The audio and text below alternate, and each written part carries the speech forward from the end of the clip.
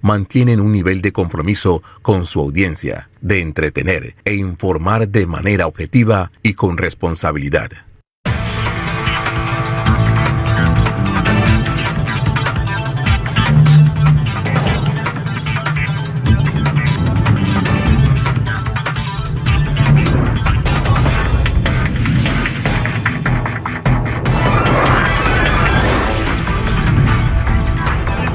Tras la verdad. Buenos días, haciendo un programa diferente, programa Tras la Verdad. El tema de hoy que todo el mundo está esperando, la moratoria. Con nosotros nuestro amigo Eric Ardila, desde su finca.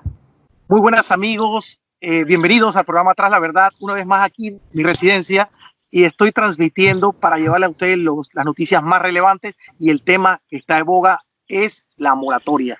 Nancy. Así es, buenos días compañeros. Hoy vamos a tener un programa totalmente distinto, pero el tema en particular hoy es el tema moratoria. Las personas están esperando a ver cuáles son los comentarios que vamos a tener el día de hoy con relación al tema de moratoria y sobre todo los bancos.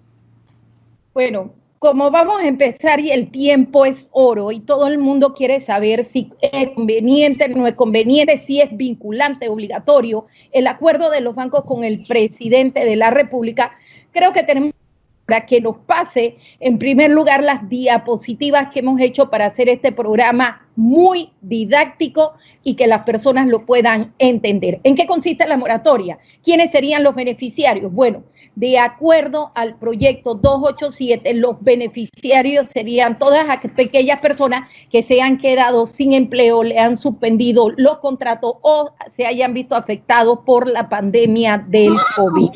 ¿Cuál era el argumento original de los bancos? El argumento de los bancos era que la moratoria, según los banqueros, haría quebrar los bancos si se daba por 3 meses. Sin embargo, si hubiera habido la presión a través de las redes sociales, los ciudadanos de la Asamblea Legislativa con el proyecto 287, los bancos ahora que cambiaron su argumento dieron una moratoria en acuerdo con el Ejecutivo hasta 7 meses más, tal como los mismos firmaron. Eric, Nancy. Yo creo que nosotros no deberíamos ni llamarle moratoria, si la moratoria es el no pago de intereses, y en lo que se está proponiendo en este acuerdo que tiene el Ejecutivo con el sistema bancario nacional es que van a cobrar los intereses, o sea, en el tiempo de los 7 meses no, pero posteriormente se le va a cobrar los intereses a las personas. Lo que entendemos que eso no es tal moratoria y nos preocupa un poco porque las personas que van a estar golpeadas, no solo porque no tienen ingresos durante el congelamiento de la economía por el coronavirus, sino posteriormente van a estar muchas de estas familias golpeadas económicamente y cómo van a enfrentar el pago de esos intereses. Así es, compañero. Quiero destacar por qué es importante la aprobación de la ley 287 para que sea ley de la República a suspender los pagos de los préstamos hipotecarios, ya sea de casa, carro, préstamos comerciales, préstamos personales. Por eso es importante la aprobación de esta ley, porque en estos momentos no existe una aprobación de moratoria como tal, porque lo que hay en este momento es un acuerdo que hizo el gobierno con la banca privada. Acuerdo que no, y hay que destacar que este acuerdo ni siquiera no está firmado, Eric. Acuerdo que no está firmado.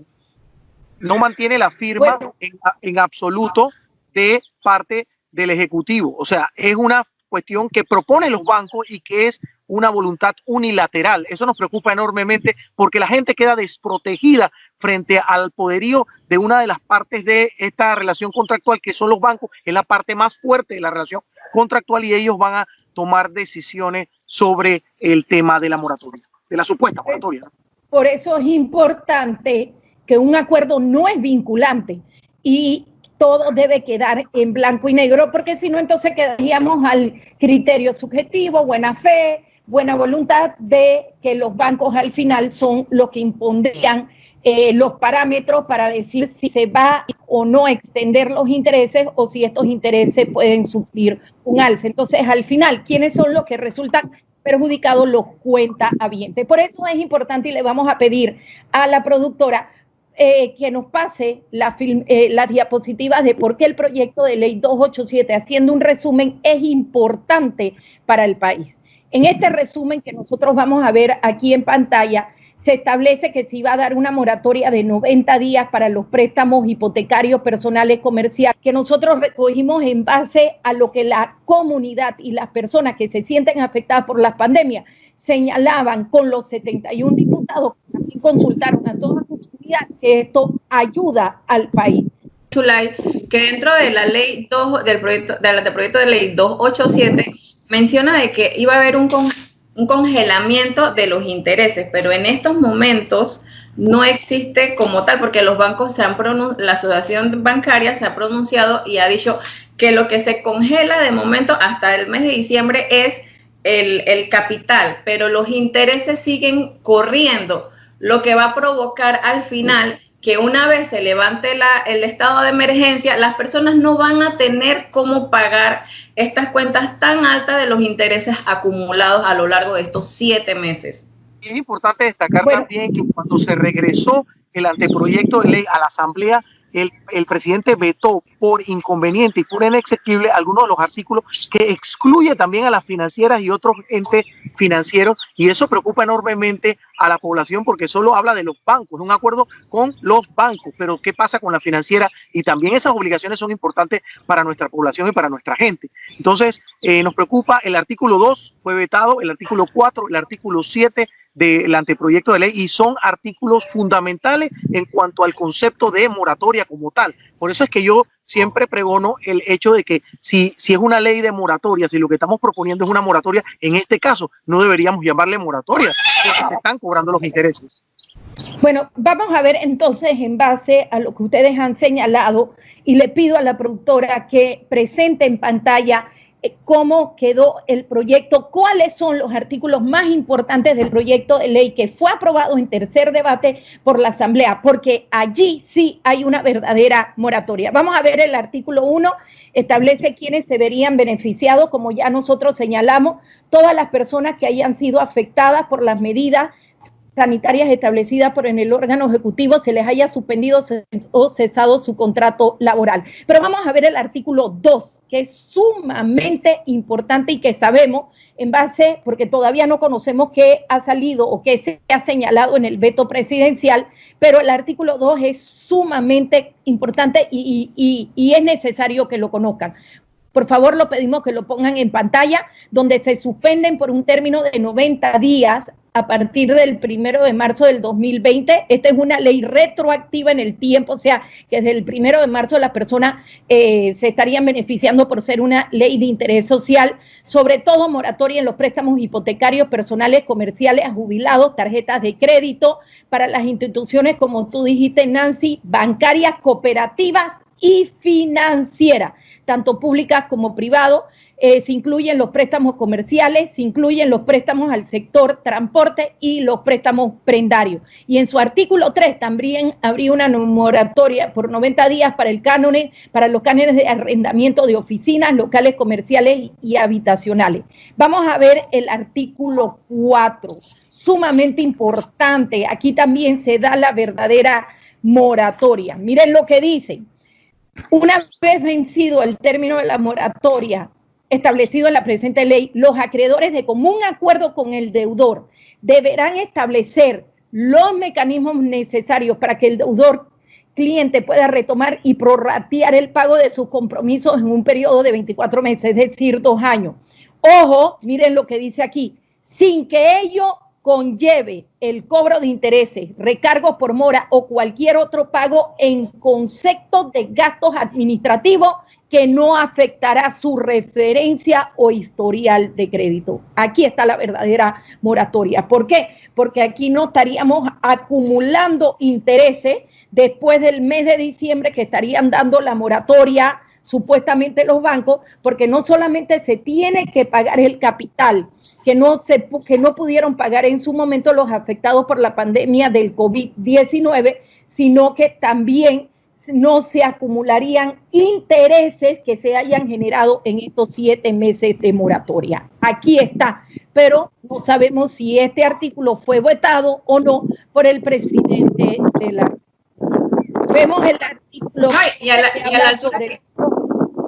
la altura que vamos, mira, estamos a mitad del mes de mayo y se le sigue dando vueltas y largas al asunto de la moratoria. Si desde un principio hubiese existido buena fe o buena voluntad por parte del gobierno, hoy en día no estuviéramos tocando este tema y los panameños estuviéramos en nuestros hogares guardando la cuarentena.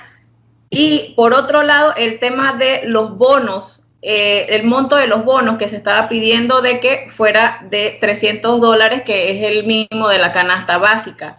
Pero como todo, imagínate, si el gobierno no ha tenido buena voluntad hasta el momento con los panameños, imagínense los bancos, el banco no va a perder, el banco no va a querer perder.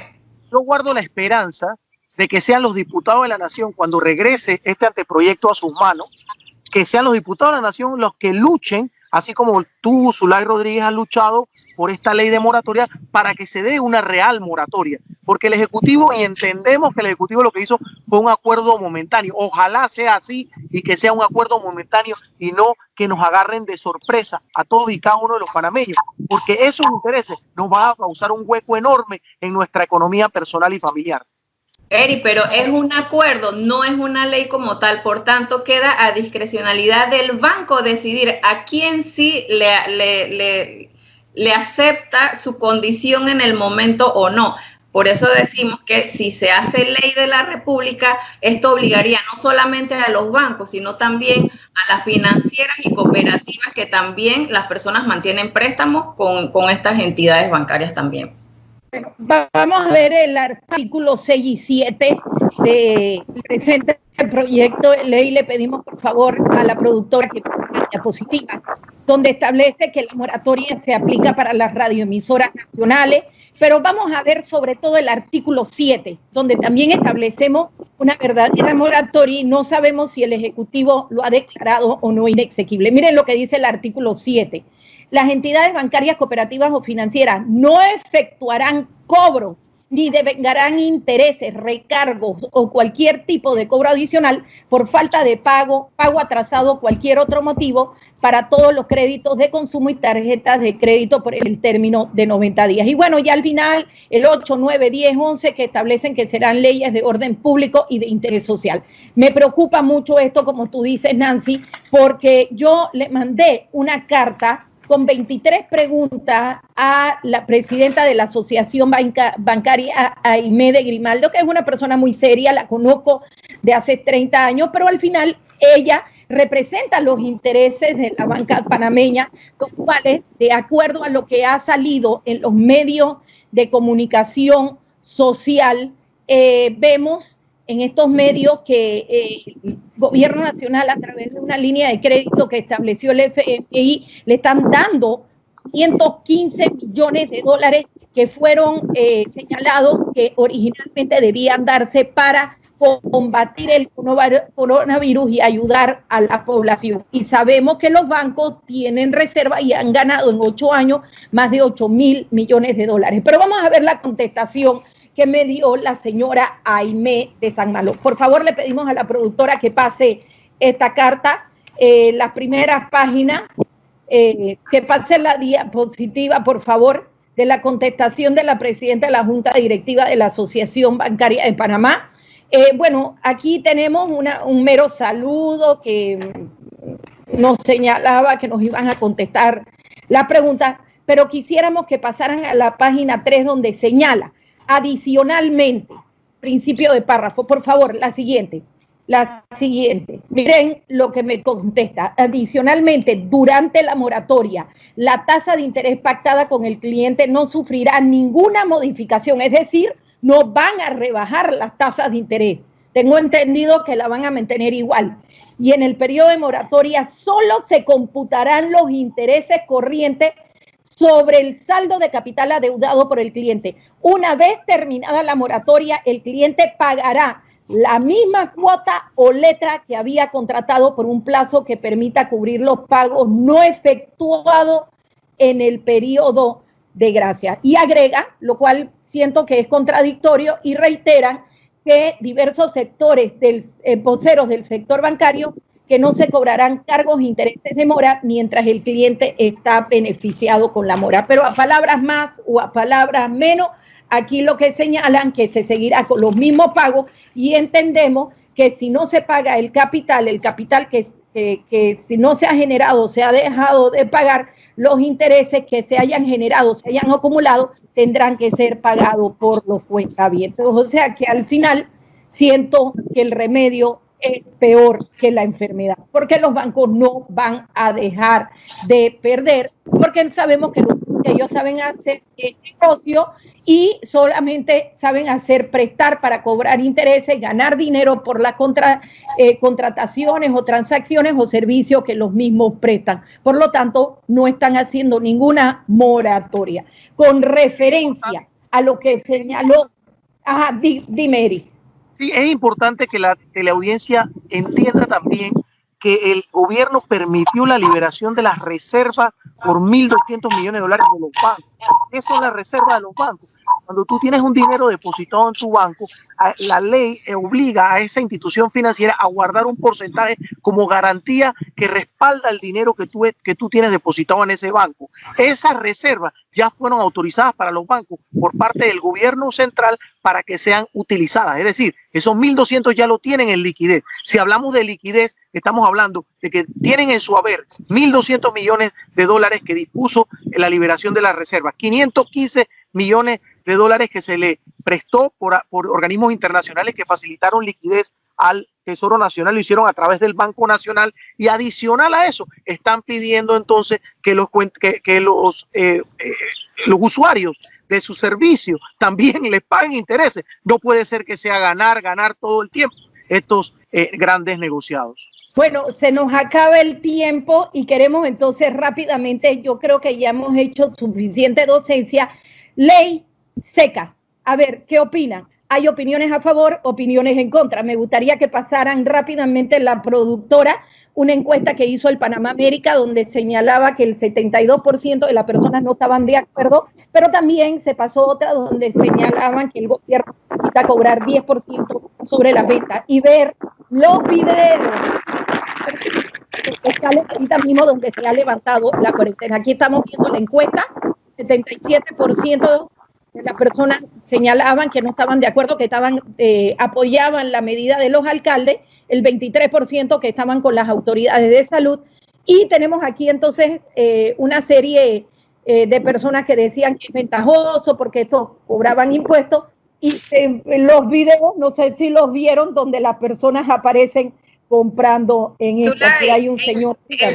El día viernes era el día de salida de las mujeres y había más hombres que mujeres en la calle haciendo filas para comprar el alcohol. O sea, esto ha sido una irresponsabilidad por parte del gobierno también, alzar la ley seca, porque es muy pronto, tenemos demasiadas personas infectadas hasta la fecha, ya va una cantidad de muertos demasiada alta, y yo creo que debemos de mantener la ley seca todavía en Panamá. Yo creo que aquí nace un concurso de normas jurídicas porque no sabemos realmente cuál tiene validez, si el decreto ejecutivo dictado por el órgano ejecutivo o los decretos alcaldicios por los alcaldes, que son los gobiernos locales. Entonces nace este concurso de normas de quién tiene la razón y quién es el que tiene la autoridad para definir si se extiende la ley seca o si se mantiene esta medida. Bueno, con esto... Así como la fuerza que está haciendo el gobierno, el ejecutivo con el legislativo. Y al final lo que queremos es que el Estado pueda darle ese aire al pueblo panameño, que es lo que estamos esperando, que esos dineros que han destinado para el país, que sea realmente, que le llegue a las personas que lo están necesitando, no dárselo a los bancos y que ellos dejen a discreción a ver a quién ayudan y a quién no, y a quién consideran y a quién no. No, nosotros esperamos por parte del presidente, como tú lo mencionas, Eri, tenemos la esperanza es lo último que se pierde, tenemos la esperanza de que pues finalmente pues el gobierno realmente incline la balanza hacia el pueblo panameño que eligió al presidente Nito Cortizo. Bueno, y terminamos entonces este primer segmento, porque ya el tiempo es oro, con la caricatura de Delmiro. Me dio mucha risa donde salen estos señores bailando debajo del ataúd con el cooler. Así que sigan sintonizándonos, no se pierdan el segundo segmento que los haremos desde los estudios de Next TV. Muchas gracias. Pronto regresamos con Tras la Verdad.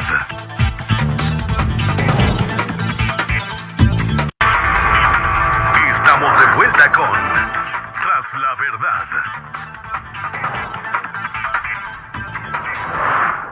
Y estamos de vuelta, amigos, con nuestro segundo segmento, el segmento en donde traemos un invitado especial con la intención de dar docencia hacia ustedes y poder explicar un poquito más cuál fue el acuerdo que sostuvo el Gobierno Nacional o el Ejecutivo con la Asociación Bancaria Nacional respecto al tema de la moratoria. Tenemos al señor Guillermo García con nosotros, él es abogado y especialista en estos temas y nos va a explicar un poco más cómo se dio, por qué se dio y cuáles son las dudas que tiene la población respecto a cómo se va a aplicar el tema de los intereses y demás.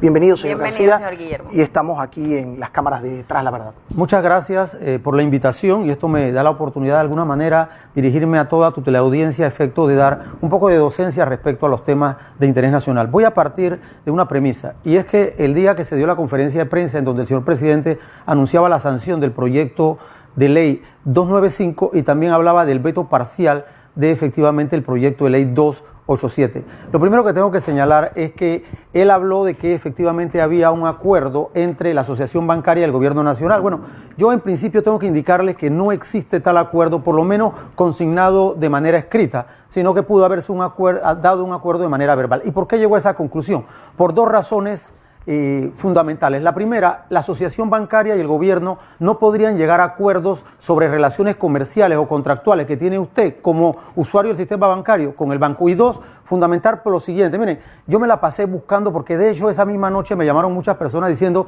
Guillermo, ¿dónde está el acuerdo? Y de hecho no existe ningún acuerdo escrito. El día 5, eso fue el día 4, el día 5 de mayo en la página de la asociación bancaria se subió el acuerdo.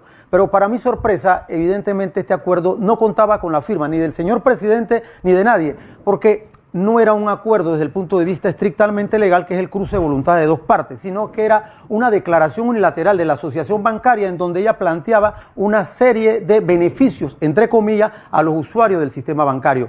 Entonces, evidentemente estamos hablando de dos tópicos diferentes. Una cosa es el proyecto de ley 287, que fue vetado parcialmente por el señor presidente, y otra cosa es esos beneficios que de manera unilateral dio la asociación bancaria. Debo decirlo, la asociación bancaria fundamentó dicho anuncio en los acuerdos 002 y 003 del 16 y el 26 de marzo del 2020 emitido por la Superintendencia Bancaria, que hablaba entonces de la posibilidad de modificación de préstamos bancarios. Pero no estamos hablando de lo mismo, es decir, no estamos hablando de que efectivamente se haya aprobado una ley que podría dar derecho a reclamar. ¿Por qué? Y se los explico de esta manera.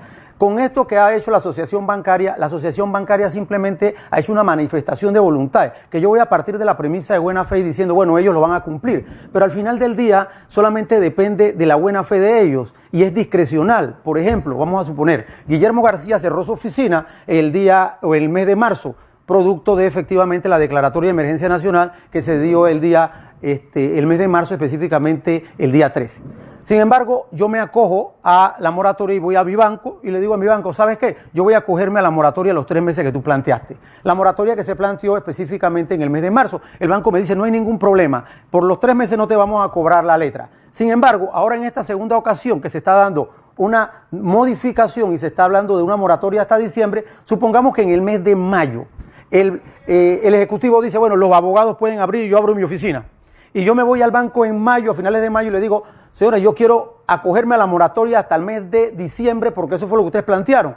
Entonces el banco me puede decir a mí, señor Guillermo, usted no puede acogerse porque resulta que ya usted está trabajando. No, pero es que yo soy afectado por la crisis. No, es que nosotros como banco decidimos si usted le aplica hasta efectivamente el mes de diciembre o no, porque es discrecional. No es lo mismo y no pretendan que nos engañaron. No es lo mismo decir, se aplicó una ley, se aprobó una ley o se acordó algo bilateralmente que da al usuario del sistema bancario la posibilidad de reclamar. Con lo que se dio, que fue simplemente una declaración unilateral de voluntad. Señor Guillermo, mire, a mí me gustaría también por respeto a la población, tratar de buscarle una solución o buscarle una interpretación a cuál fue la acción que hizo el Ejecutivo con respecto a al planteamiento de la ley de moratoria que dan los diputados de la Nación. Entiendo que este acuerdo es momentáneo mientras esa ley de moratoria regresa a la Asamblea, se discute en segundo debate y se acuerdan las disposiciones que se van a introducir en ella para que sea entonces de carácter coercitivo. Es lo que yo entiendo. No estoy seguro si eso va a ser de esa manera, si la Asamblea de Diputados va a coger la ley y va a modificar algunos artículos que él consideró que iban en contra de los principios constitucionales o del libre ejercicio del comercio o del negocio en el país, y por esa razón pues se hizo un acuerdo voluntario que en estos momentos, como usted lo dice, es unilateral, pero que cuando sea sancionada la ley o cuando sea modificada la ley y sea sancionada por el presidente se convertirá de carácter coercitivo. Sí, cómo no. De hecho, el veto presidencial, que fue en dos sentidos, en dos vertientes, fue el veto por inconveniente y por inexequible. Inexequible quiere decir que el presidente consideró que alguna norma era contraria al texto constitucional. Eso tiene que regresar a la Asamblea Nacional a segundo debate porque el veto fue parcial para que los diputados lo discutan. Ahora bien, tiene que darse el llamado a sesiones extraordinarias en primer lugar. Cuando se entra a esa discusión, según el artículo 170 y 171 del texto constitucional, cuando se va a ver el tema de los artículos que fueron vetados por inconveniente, le tocará a los diputados verificar esos señalamientos que hizo el Ejecutivo, tendiente a verificar si aceptan o no las recomendaciones del Ejecutivo. Por ejemplo, yo escuchaba en la conferencia de prensa que el señor presidente dijo que estaba vetando el artículo número 2 del proyecto 287, básicamente porque en ese proyecto se hablaba de una moratoria de 90 días, sin embargo los bancos habían sido un poquito más extensos y daban la moratoria hasta diciembre. Lo que quizás no dijo el señor presidente es que también ese artículo 2 incluía en la moratoria a las financieras y a las cooperativas, lo cual evidentemente se va a excluir. Lo que tampoco se dijo en esa conferencia es que también se vetaron por inconvenientes inexequibles otras normas, otros artículos del referido proyecto 287. Por ejemplo, el artículo 3 que refería a los arrendamientos, que de hecho los arrendamientos yo sí entiendo que se excluyan por lo siguiente. El presidente de la República, a través de decreto ejecutivo 149 del día 1 de mayo, reguló el tema de arrendamientos, que no quiero entrar a ese debate porque de hecho yo creo que hay algunas normas que están dentro de ese decreto que son inconvenientes. Y por otro lado también vetó el artículo 5 del proyecto de ley 287 que establecía, ustedes recordarán que lo que los diputados buscaban era que el bono solidario, que hoy día es de $80, de alguna manera se aumentase a por lo menos la canasta básica alimenticia. Y en este caso también fue vetado por el señor presidente de la República. Y por último, vetó el artículo 7, y entiendo que ese es el veto que se da por inexequible, el artículo 7 que hablaba del no cobro de intereses durante el periodo de la moratoria. Ese es el estatus actual. Si los diputados, hay dos escenarios. Uno, los diputados que acojan efectivamente las recomendaciones del Ejecutivo y lo aprueben por las 2/3 partes. Entonces el presidente no podrá dejar de sancionarlo, lo sancionará y lo hará promulgar. Pero ¿qué ocurre con el artículo que fue vetado por inexequible? Si los diputados en mantener ese artículo, pese a que el presidente ha señalado que es inexequible, entonces se irá hacia el órgano dirimente de los conflictos. Cuando hay un conflicto entre el Ejecutivo y el Legislativo, el órgano dirimente es el judicial, entonces irá a la Corte Suprema de Justicia para que la Corte Suprema de Justicia determine la inexequibilidad, entiéndase la inconstitucionalidad de dicho artículo. Sí, entendemos lo que usted ha planteado, ha hecho mucha docencia sobre el tema. Entonces, siendo así las cosas, yo entiendo que la ley o el acuerdo a que ha llegado el presidente con la Comisión Bancaria Nacional no se trata de una moratoria propiamente tal, porque si se tiene que pagar los intereses, aunque no se pague el capital o aunque se pague posteriormente a diciembre, sino en enero, entendemos que al no exonerar el pago de los intereses generados, entonces no es tal moratoria, porque una moratoria cuando no se pagan intereses, recargos y demás. No existe acuerdo como tal como lo menciona el señor Guillermo, porque no hay un documento formal y actualmente no es ley. Por eso es que se buscaba la aprobación total de la ley 287, precisamente sobre todo el tema de las financieras y cooperativas, porque esto deja por fuera las financieras y cooperativas, o sea que al final todas las personas quedan en manos de la buena fe de los bancos, que al final los bancos no van a querer perder, pero sin embargo vamos a tener a las personas que van a estar perdiendo sus casas, sus carros, y si acaso y les alcanza para la comida.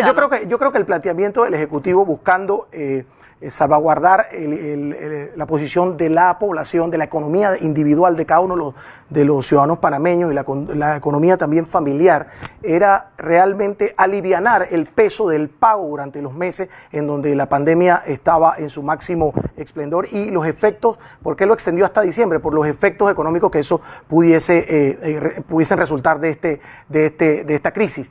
Pero también entendemos que los bancos no pueden tener en sus manos la unilateralidad de las decisiones porque tiene que haber una ley que los obligue a que ese pago no se efectúe durante este tiempo porque lo dejamos a discrecionalidad de cada institución financiera, ¿no? Eso es lo que entendemos, lo que está planteado. Claro, de hecho es así. Lo primero que yo tengo que partir es de una premisa necesaria. Y la premisa necesaria es que los bancos no son instituciones de beneficencia, ni los bancos están obligados a ser solidarios, porque la solidaridad no debe nacer de una obligatoriedad, sino debe nacer de un aspecto meramente subjetivo. Debemos partir de allí. Y de hecho, los que defienden la tesis de que los bancos no pueden dejar de cobrar intereses, que yo parto también de un hecho. Yo no he planteado, y de hecho en el proyecto 287 no se ha planteado que se dejen de cobrar intereses a todos como un universo, sino a los que resultaron afectados. Pero ahora bien, ¿qué es lo que ocurre acá? Los bancos, partiendo de esa premisa que ya señalamos necesaria, también han sido beneficiados históricamente. Yo creo que debemos de alguna manera sentarnos, aunque sea 3 minutos, a ver eso. Mire, nosotros no tenemos banca central en Panamá. Ese es el argumento de algunos y de hecho es así e incluso yo creo que es beneficioso para el país. Pero el no tener banca central y ser un país dolarizado no significa que nosotros dependemos del interés de referencia del Banco Central norteamericano. Entonces, la tasa de interés interbancaria tiene como referencia el interés, repito, de la FED. ¿Qué ocurre? En el año 2018, si mi memoria no me traiciona, se dieron varios incrementos a la tasa de interés referencial en Estados Unidos. De hecho, el último en el año 2018 fue específicamente el día 20 de diciembre. Producto de ese último aumento de la tasa de interés referencial, acá en Panamá, en el mes de febrero, no sé si ustedes recordarán, a mí me llegó una cartita del banco y no era de felicitación, diciéndome, hey, su hipoteca subió porque no subieron los intereses. Es decir, esa pérdida, de alguna manera, para llamarla, los bancos la trasladaron al consumidor final, es decir, a nosotros los usuarios. Sin embargo, en el año 2019 se verificaron 2 disminuciones a la tasa de interés referencial. Una el 19 de septiembre y la otra el 31 de octubre del año 2019. Es más, en el año 2020, como consecuencia ya de la explosión de la pandemia y específicamente el día 3 de marzo, se dio otra disminución a la tasa de interés referencial. Y peor aún, el día 16 de marzo, producto también de la pandemia, se disminuyó la tasa de interés referencial de 0.25 a 0, una tasa que los economistas llaman tasa de trampa y liquidez, es decir, prácticamente a 0. Sin embargo, hasta hoy los bancos no han trasladado ese beneficio al usuario final del sistema, es decir, los consumidores. Es decir, cuando ellos les subió la tasa de interés, no la subieron, cuando le bajó, no la han bajado. Entonces, el discurso ahora de los que de alguna manera están diciendo, lo que pasa es que los bancos tienen o necesitan de los intereses que pagan para pagarle a sus ahorristas, es una tesis correcta y yo no la voy a discutir. Pero ¿qué ocurre entonces con esos intereses que han beneficiado unilateralmente a los bancos y que no se han de alguna manera dado un revertimiento? ¿A quién? A el usuario del sistema bancario. Sí, porque disminuyeron por un lado, pero aquí nos mantuvieron los mismos porcentajes de interés. Claro, y le voy a decir algo más, que a lo mejor muchos de los que me están oyendo no saben. El día 16, mire las coincidencias de la vida. El proyecto de ley 287 se presenta a la Asamblea el día 16 de marzo. Ese mismo día 16 de marzo, la Superintendencia Bancaria autoriza la liberación de la reserva bancaria que tienen los bancos, que no es otra cosa que el ahorro de los bancos que tenían desde efectivamente el año 2013. Y la liberación que se da es de 1.252 millones de dólares. Ese mismo día, 16 de marzo, los bancos anuncian las medidas efectivamente de beneficio de los 3 meses de la moratoria. ¿Pero por qué? Porque ya tienen esa medida económica que de alguna manera los ayuda. Es más, a los televidentes y a ustedes, compañeros, es más, ¿qué ocurre? Cuando los bancos ahora dan este anuncio, repito, unilateralmente y que no parte de ninguna relación contractual en donde se pueda agarrar ese documento para obligar al banco, cuando esto se da, entonces da la posibilidad de que los bancos sigan utilizando esa reserva bancaria hasta el mes de diciembre, que llega efectivamente la ayuda, entre comillas, de la moratoria. Pero es más, el gobierno nacional salió a buscar préstamos, como hicieron todos los gobiernos, y de hecho era una medida correcta porque hay que conseguir liquidez para el Estado. Sin embargo, debo plantear lo siguiente: el día 18 de abril del año 2020, el Comité Ejecutivo del Fondo Monetario Internacional aprobó destinar a Panamá 515 millones de dólares para combatir el COVID. Sin embargo, ya el presidente de la República, y de hecho, no lo digo yo, el presidente de la República señaló el mismo día en la conferencia de prensa que esos 515 millones de dólares lo iba a poner en un fideicomiso en el Banco Nacional para que el Banco Nacional actuara como fideicomitente. ¿Para qué? Para ponerlo a disposición de los bancos para manejar o mantener la liquidez bancaria. Entonces, evidentemente, ¿qué tenemos acá? Tenemos un escenario en donde efectivamente estamos ayudando a los bancos. Ojo, yo no estoy diciendo que eso sea malo. De hecho, el soporte de todas las economías del sistema bancario tenemos que fortalecerlo. Pero tampoco es correcto que nosotros estemos agarrando los dineros que nosotros estamos pidiendo en nombre de todos los panameños para destinarlo para la ayuda del sistema bancario. Miren, a mí me dio mucho dolor el día de la conferencia. Lo vamos a pagar con nuestro claro, impuesto. porque es que cuando se pide dinero es de todos. El compromiso, no el beneficio necesariamente, ojo. Entonces, a mí me da mucho dolor porque yo escucho al señor Carlos García, el viceministro de la Presidencia, no lo conozco, y de hecho no estoy señalando nada malo de lo que él dijo, pero él dijo que efectivamente en bono solidario el gobierno a esa fecha, el día martes, había gastado 87 millones de dólares. Entonces, yo me pongo a pensar, 87 millones de dólares versus 515 millones de dólares, es decir, ¿quién necesita más? Necesita más el pueblo panameño. Mire, hay personas, de hecho hay suspendidos más de 110,000 contratos de trabajo, en donde esos 110,000 personas están en su casa. El primer envío que le dieron de bono solidario a los que se les suspendió el contrato de trabajo, quiero que sepan que no cubrió ni el 60%. Hay cerca del 40% de trabajadores que se les suspendió el contrato de trabajo que no han recibido ninguna ayuda. Y de hecho, eso se dio el decreto ejecutivo 81 de 20 de marzo del 2020, fue un viernes, y hoy ya vamos a más de un mes y hay personas en este país que no le ha llegado ni siquiera el bono. Con respecto al tema que usted ha planteado de la disminución que tuvimos en los intereses por el efecto que tiene la disminución que aparece en Estados Unidos y que aquí en Panamá no se aplicó, entonces estamos frente a una situación en donde la superintendencia de banco, que es la que tiene que regular o que tiene que supervisar o vigilar que esto se cumpla, es inoperante, no está cumpliendo con su deber. Entonces es un problema de arrastre, yo creo, de mal funcionamiento y de falencias del Estado que no vigila que el sistema bancario tenga que cumplir con esas disminuciones que van en beneficio del consumidor panameño. Entiendo, eso tiene un efecto en estos momentos en la pandemia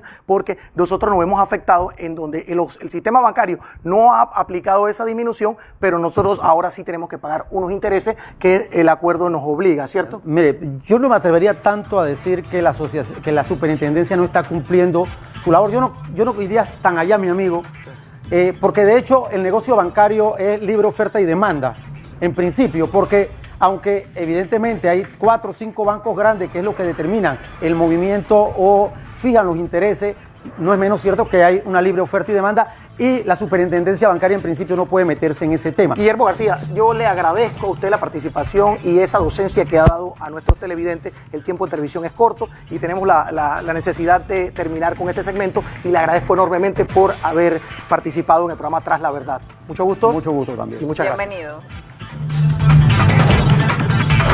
Pronto regresamos con Tras la Verdad. Estamos de vuelta con Tras la Verdad.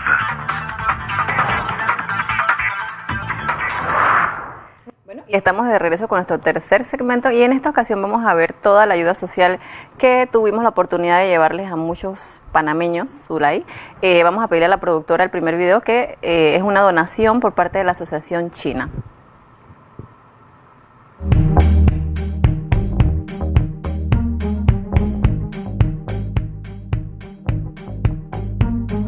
La Asociación de la Etnia China Panamá nos hacemos nuevamente presente acá en el distrito de San Miguelito a través de la honorable Zulay Rodríguez. Nuevamente nosotros aportamos 400 bolsas de comida para ayudar a los más necesitados y para que la comunidad sepa que cuentan con esta comunidad china. Gracias. Hola, estoy aquí con David Sue de la Asociación de la Etnia China, de parte del señor Andrew Jusa y el señor Paco Nuchela de España, que nos han donado todas estas bolsas de comida que vamos a distribuir hoy en Rufina Alfaro y también parte de Belisario Fría, áreas vulnerables de nuestra comunidad del distrito de San Miguelito, que realmente nos están pidiendo que les llevemos una bolsa de comida a sus hogares. Gracias al señor Andrew Jusa, David Sue de la Asociación de la Etnia China y Paco Nuchela de España, que nos ha donado desde afuera por este gesto tan noble para la gente de San Miguelito que más lo necesita. Bendiciones para todos. Bueno, quiero señalar que son en realidad 600 bolsas de comida, porque no solamente la Asociación Etnia China. Y disculpen, es que son tantos nombres, nos donó 400 bolsas, sino también el Paco Nuchela de España, que nos mandó, mira, una cooperación también para que compráramos 100 bolsas de comida, y también el señor Edward Husler, que también nos donó, y yo le tengo que dar las gracias. Vamos entonces ahora a ver el video de la comunidad hindú. Qué bonita, que también dieron más de 300 comidas calientes. Esta fue una donación muy linda a San Miguelito, a un área Oye, que qué bueno se llama poder llevarle, Veracruz. no, y qué bueno que la etnia china, los hindú, los judíos, todas las comunidades se han hecho sentir y han ayudado y han cooperado y han mandado las bolsas de comida. Solidariamente con eso es muy, muy, muy bueno, y de verdad que es muy satisfactorio para nosotros, sobre todo, poder llevarles ese alivio por unos minutitos, por unos días a estos panameños que lo esperan con muchas ansias. No podremos resolver la vida de las personas y sobre todo con los efectos tan Pero graves. es un granito de arena importante que ellos están esperando, porque a muchas personas todavía no les ha llegado la ayuda, para que sepas, del gobierno. Sí. El noble gesto de dar diariamente 300 comidas para las personas que más lo necesitan. Y se ha intensificado más ahora con la pandemia del coronavirus, que está afectando a todos los panameños y panameñas. Yo tengo que felicitar a la familia Bacta, a Isu, Mani, a Yitu, a todos los que están aquí presentes, que realmente están ayudando a los panameños, panameñas nacionales, residentes y extranjeros, que hoy en día necesitan este plato de comida. Muchas gracias, felicidades a todos y un aplauso para la comunidad hindú.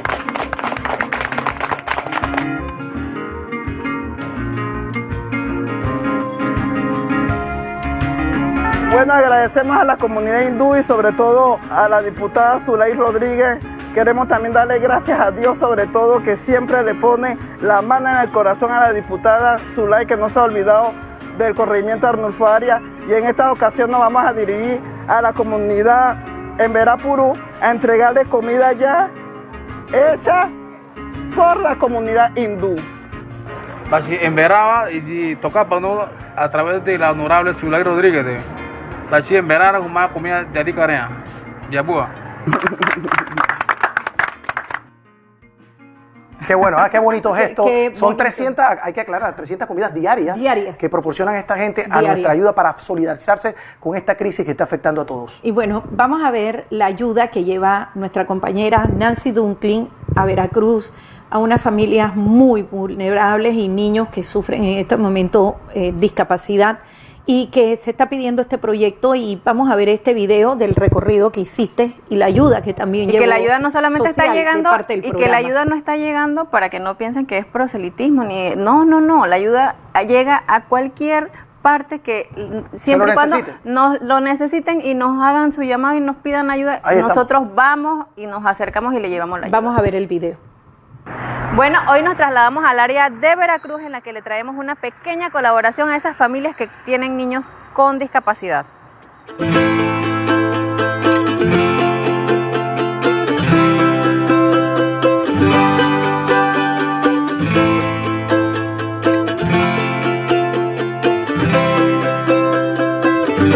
Bueno, y en estos momentos me encuentro con la joven Fara en el área de Veracruz, específicamente es donde quisimos colaborarle a unas familias que tienen niños con autismo.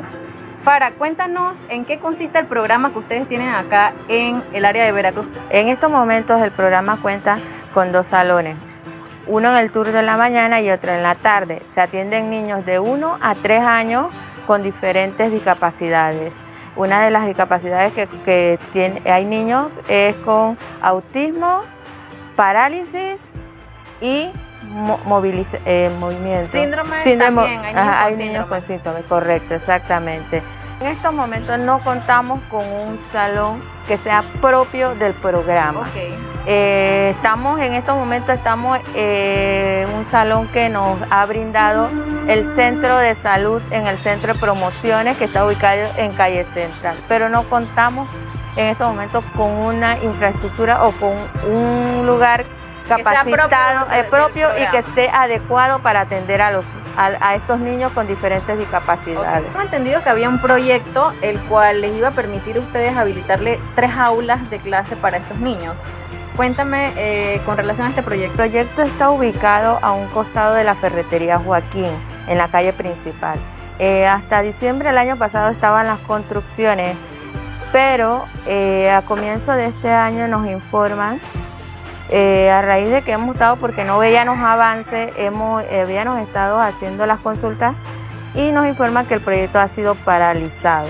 Carlin, te agradezco muchísimo y bueno, vamos a hacer llegar entonces la solicitud que ustedes están haciendo, que es retomar el proyecto para los niños con autismo. ¿Cómo no?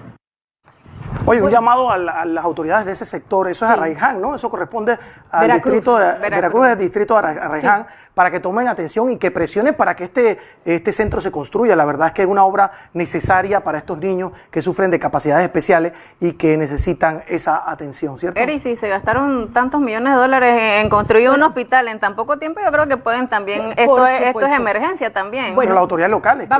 Yo tengo que felicitar a la gobernadora Judy Meana. Yo le hice un llamado y una súplica, y yo le decía, hasta el señor Fermín, él duerme debajo de los puentes de San Miguelito, pero mira, a pesar de su pobreza, que no tiene nada, él rescató un perrito que se llama Tribilín, que él va a todos lados.